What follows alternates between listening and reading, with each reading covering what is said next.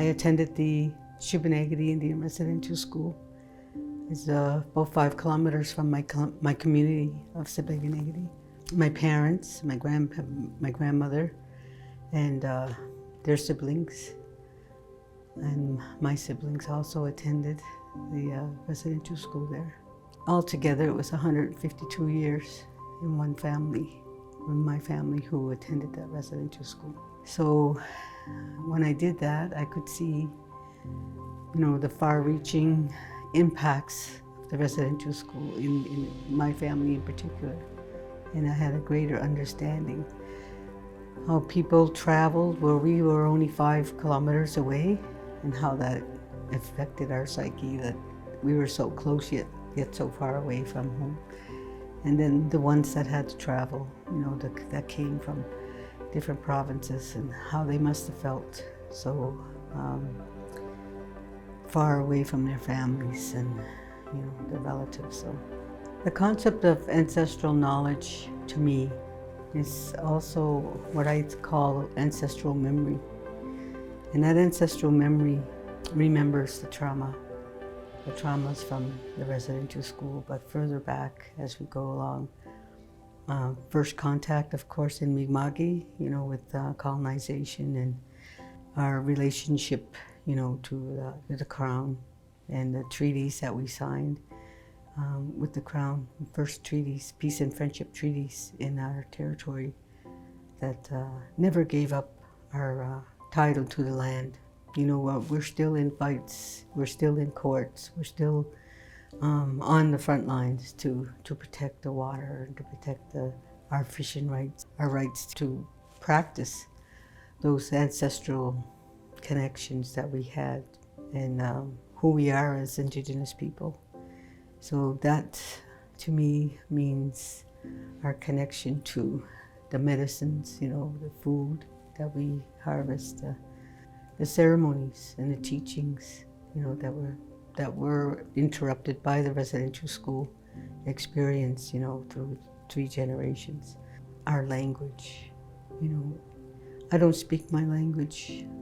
It's one of the things one of the biggest losses to me as a survivor, 3rd generation survivor. Although my dad could speak fluent, he didn't see the value in teaching that language to us because of how they were treated when they spoke. And I'm sure he felt that we would get ahead in life more, not speaking our language. But I can say, before he died, I heard him speak fluent Mi'kmaq. Although I never heard it through my life growing up, I never heard him speak. When his family came to see him when he was dying in the hospital, his sister came in and was talking in Mi'kmaq to him, and I told her, my dad don't speak Mi'kmaq, like that.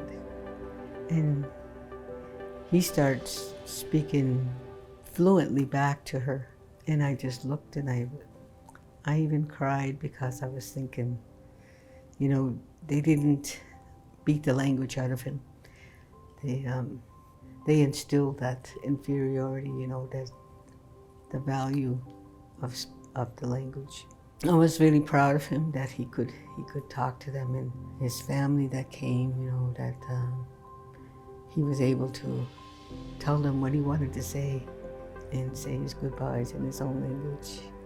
Our ancestral knowledge has been buried, for many years, like I think it was outlawed, our language in our ceremonies and our traditions and things were outlawed by law, and they were hidden, but they didn't take them away. When I look at my times going through looking for my identity, who I was as a Mi'kmaq, I struggled, and I didn't believe in a lot of things. I didn't believe in all the things that indoctrinated me into the church and those kinds of things. I didn't believe in those things. But I was still looking for something to believe in. And as I got older, I met some different, traditional people who taught about what that trauma can do. And I think it was going through my own, I often say that a lot of the things that happened outside of the residential school were just as traumatic or maybe worse. And there was times in my life where I could have very easily been one of those missing and murdered Indigenous women, as a youth and as a young woman, even with family violence, domestic violence, and other things that happened. I started to go to those ceremonies and practice those teachings, sweat lodge and fasting, Sundance. And it took me many tries at trying to find the right teacher, I think. And, trying to find someone that I could trust and that I could embrace those teachings, fully. So it was in my later years, in my 30s, that I finally not only practice but teach my children and teach others and embrace those teachings. And later on in my 50s and 60s, working with the water as a water walker and water protector, teaching about the sacredness of water and those kinds of things. I think, most people say, people who have a lot of trauma in their lives, they're steered towards helping other people. So that's what I became, a social worker. Sometimes even your hands are tied to help the way you think you're going to help others. So I left that. I left social work and started working with survivors residential school. And I think that was the change. What gave me hope, for the people that, the families and the people that healing is possible and we can raise healthy families. But that understanding has to be there, and that forgiveness has to be there. So that was the change, when people could even forgive themselves for what they did, how they could have done better, or what they didn't know. Just learning the new ways of being and thinking and doing our own ways. I think that was the change, and that gives us hope for the youth and the young people today.